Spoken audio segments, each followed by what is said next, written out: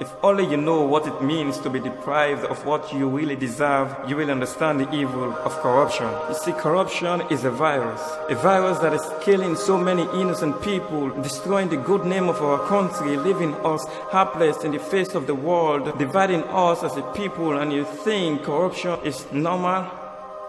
Do you know what it means to be corrupt?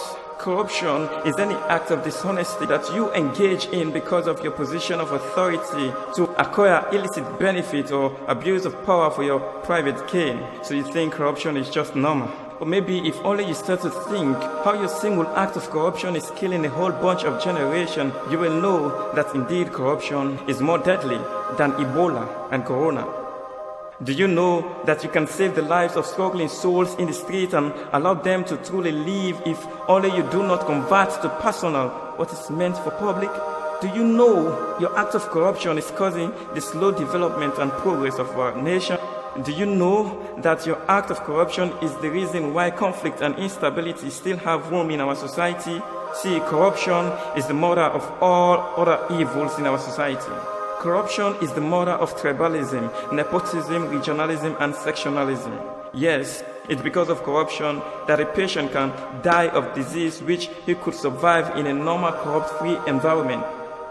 Yes, it's because of corruption that the poor can no longer trust the courts because they have been made to believe that the law only favors the rich.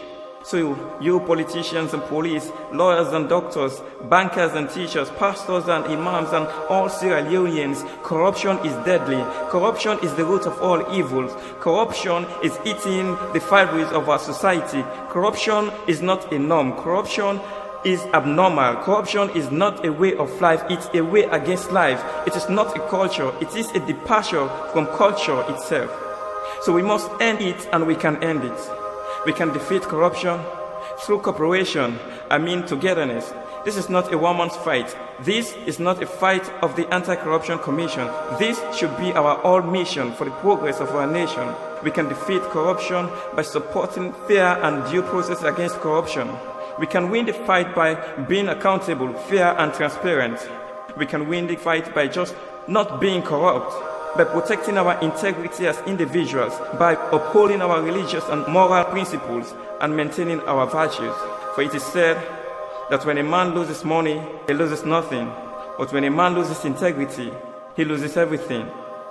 So I say support the fight against corruption by reporting any act of corruption to the nearest Anti-Corruption Commission office. This is our all fight.